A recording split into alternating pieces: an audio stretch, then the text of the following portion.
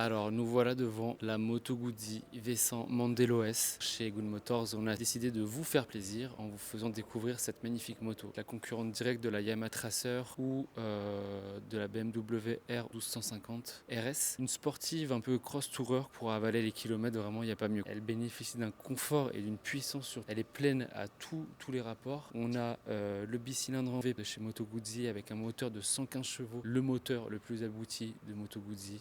Vous avez toujours la transmission secondaire par cardan qui va vous donner une prise en main et une facilité, un confort de conduite qui est vraiment inégalable. Et cette moto-là, dans sa version sport, elle est tout simplement magnifique, quoi. Elle est d'un aboutissement incroyable. Vous allez retrouver qui va changer contrairement aux autres modèles, ce sont les amortisseurs Öhlins. Donc là, vous avez bien reconnu les couleurs dorées juste ici. Donc amortisseurs avant et arrière, full Öhlins, totalement réglable. Ce système d'amortisseurs Öhlins va en fait s'adapter à votre style de conduite en temps réel. Donc vous pouvez soit manuellement, directement avec le commodo droit, changer le mode de conduite. Donc vous avez 5 modes de conduite. Elle va même s'adapter en temps réel à la surface de la route, aux conditions météorologiques. C'est vraiment un bijou de technologie. On se met en mode pluie. On a les ailettes qui s'ouvre sur le côté. À savoir que ça s'ouvre aussi également à partir de 90 km/h quand ça va donner un meilleur aérodynamisme à la moto. Et vous avez également poignée chauffante et de pouvoir régler la hauteur de la bulle. C'est du jamais vu. Le gros bloc moteur de chez Guzzi qui sera protégé en plus avec les crash bars, donc vous pouvez être totalement serein au cas de petites chutes.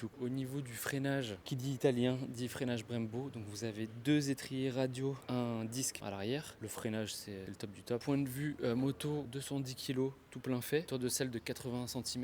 Donc vous voyez, moi je suis bien les 2 pieds à plat. Si la selle est creusée, donc il n'y a aucun problème de stabilité, même en dessous d'1m70, il y a largement la place. Le petit dossier à l'arrière va venir maintenir le dos. Vous avez une belle place pour le passager ou la passagère, de quoi se tenir. Le guidon est super large et l'écran TFT couleur qui est ultra lisible. Au niveau du réservoir, vous avez un réservoir de 17 litres pour une consommation d'environ 4 litres au 100, une autonomie de 300-350 km. Ça reste une moto vraiment touring, vraiment axée pour les grandes routes, les voies rapides, mais aussi pour la ville. Elle braque pas énormément. Elle reste quand même hyper maniable malgré qu'elle soit un petit peu large. Vous avez un pneu à l'arrière de 17 pouces en 190, donc bien large. Ça va vous permettre d'attaquer fort dans les virages.